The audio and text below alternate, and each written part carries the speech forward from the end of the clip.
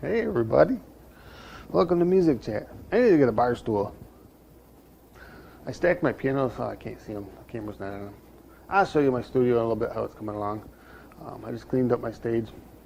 I am going to kind of hold off on building the actual stage though, partly because it's going to be expensive, and partly because once I start it, I'm not even going to have a studio for 2 weeks.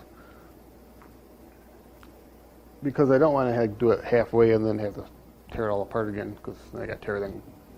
The studio's not really set up to be torn down. It's not like a bar studio where you would have everything built into a rack and it was all pre-wired. This is like, it takes all day to set this up. Anyways, rambling on about that. I do have a lot of new stuff on my stage. We'll go over that stuff later in Music Chat here. I wanted to talk a little bit today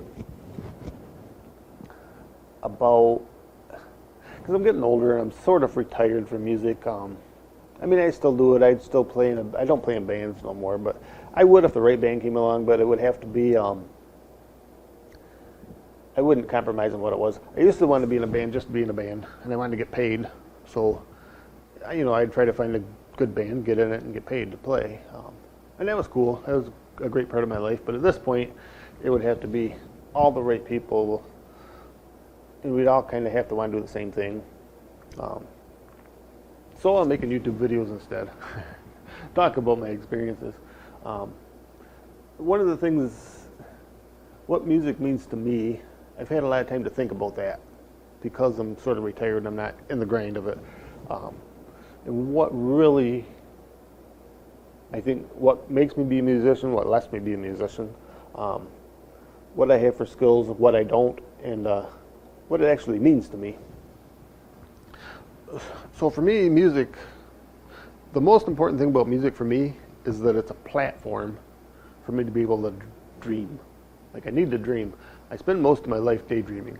I even try to find jobs that allow me to daydream. I don't mind being a cashier at a place because it's a slow enough place and it's boring. I can stand around. I got time to daydream. And music is kind of a platform for that for me. And, it gives me a structure to dream within. You can dream of everything from stardom and playing huge arenas to whatever, you're just sitting at home playing at your house for whatever you want to do. It's just huge to dream, and it's endlessly creative. That's why I love playing piano. I'm really more of a rock guy, but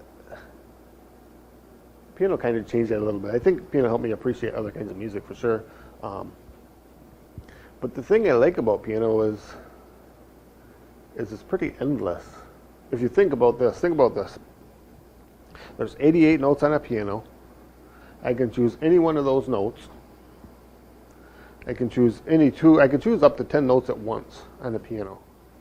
I can combine them however I want, all 88. Well, as far as I can reach them. And then the rhythms that I can create with them are kind of endless, especially when there's 10 of them. So there's really an endless choice of note selection. But the thing that is most amazing to me is timing. I love timing. I think I've got my own feeling when I play, for sure. But I think I understand timing. And if you think about it, any one of those 88 notes, in any combination of notes, in any rhythm, I can put any one of those notes anywhere in space I want. Musically we make theories and measure it out so you can count along and use a metronome and stuff. And that's great because you want it to kind of be organized and make sense to the listener, but I can choose anywhere I want to put any one of those notes in space, in time. And if one note is 100 millionth of a second faster, just one of those notes, it changes the way the music feels. If one of those notes is 100th of a second later, it changes the way the whole thing feels. And that's one thing I always try to explain to my students that I can never explain because I don't know how to explain it. I don't even know if I'm doing a good job explaining it now, but that's what groove is. Groove is the feeling of the timing. Groove is the feeling of your timing. And if they say you got a good groove, what they really mean is your timing feels really nice. It flows. It has just a nice feeling to it. Some of it's real jagged. Some musicians are real jagged. Some musicians are real loose. Some play ahead of the beat. Some play behind the beat. There's endless. There's no limit to where you can put everything. I'm talking about drummers sort of in a little bit too because I played drums for so long, and that's a big part of my life, and it was actually my first instrument. But I think that the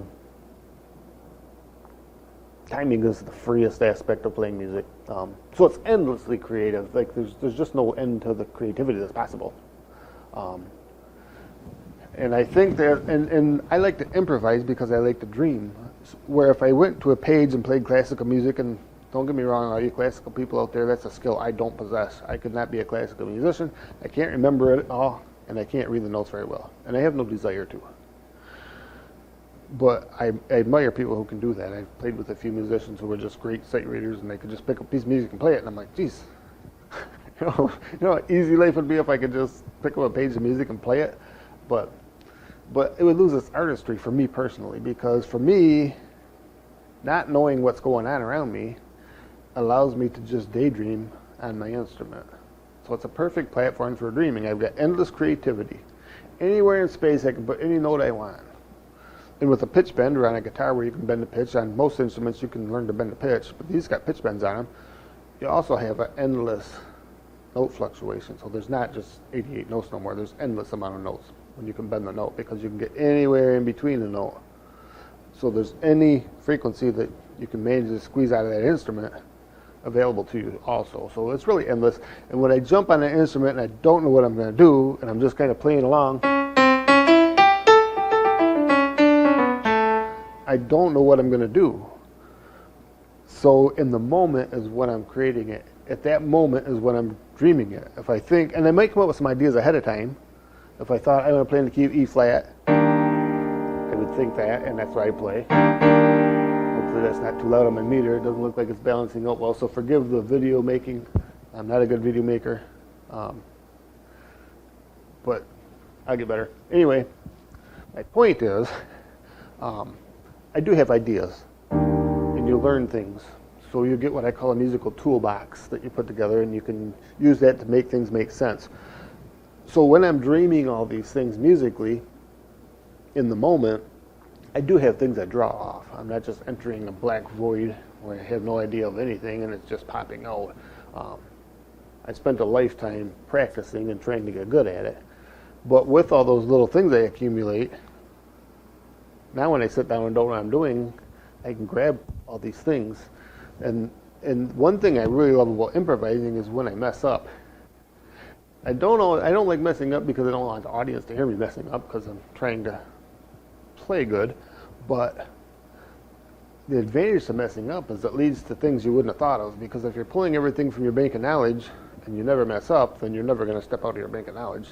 I mean, you could sit down and create new stuff to add in there, but when you're playing along and you mess up, you're completely out of it. That's why I like playing by myself a lot. That's why I like about piano. It's why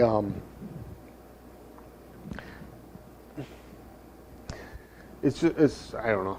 I'm gonna ramble on forever about this. I wanted to talk about what music means to me. That's one thing it means to me. Maybe a big too long of an explanation. Who knows? Hopefully I didn't make you guys too bored with that. Maybe it's interesting. But some other things music means to me is that anybody can be a musician.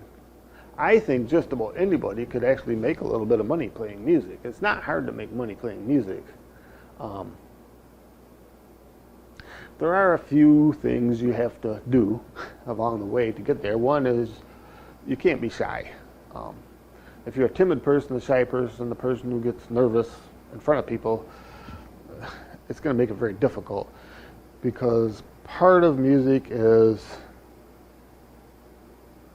There's two musical phrases. One I heard from a drummer I played in a band with at one time. He said, "Say it like you mean it." So when you're playing music, you got to say it like you mean it. You can't just go on there and sound like, "Oh, I'll try this, I'll try this, I'll try this." You gotta go out there and rock out and say it like you mean it. Like, yeah, I know what I'm doing. Blah blah blah. It's like I'm not asking forgiveness for my mistakes. I'm not looking for extra praise. I just know what I'm doing, what I want to do. When you go out there and you do it with confidence, if you're shy or get stage fright, some of that goes away. That can be overcome. You can learn how to get past that, but that's a part of, that's kind of I guess a qualification that you'd have to overcome a little bit if you wanted to play for money. You have to get good enough at your instrument to play it. I mean, you've got to be able to play reasonably, or you're not going to get hired very often, or at least not high-paying places. Maybe parties where you're making $25 for your neighbor or whatever. But so you do have to have a level of skill. You have to learn how this works and be able to do it. One thing too many young musicians think, and I would always try to talk to my students about this, and it was impossible to get it through their head. And I remember being young, I wanted to be the Neil Peart was my drum idol back then, and I wanted to be like Neil Peart and play all this crazy stuff. But you don't have to be technically great at all. Some of the richest musicians out there play some of the simplest music that you could think of. What they do is they make the music feel good. They make it relatable to the audience. The last band I was in, which was super successful, one of our rules was, before we even got the band out and playing, was that we were not playing for other musicians. We're playing for the audience. The audience really doesn't care if you got monster chops. They don't even know what the heck you're doing up there anyways. They know if it sounds cool or not. And that's what they want to hear. They want to hear something that sounds good. And if you can make the music simple and sound good and feel good, the audience will like it. If you try to do all kinds of crazy, chopsy stuff, unless you can pull it off, you're just going to make a fool of yourself. And even if you can pull it off, you're going to have a limited audience. Some of the other musicians might like it, but so you really don't need to focus on crazy chops. Develop good technique, good chops. Focus on having a very good feeling. And you want to focus on the kind of music you like. If you're going to play heavy metal and you want to be a lead guitar player, you kind of have to develop those kind of chops. On the other hand, if you wanted to be in a dance band, you wanted to play bass, you got to focus on feeling. So I think those are way off track from where I started. And that's what I kind of like about this format. Ah, shoot, I almost swore. I spilled my coffee. I knew I shouldn't set it there. I might have to cut away. Let me clean this up.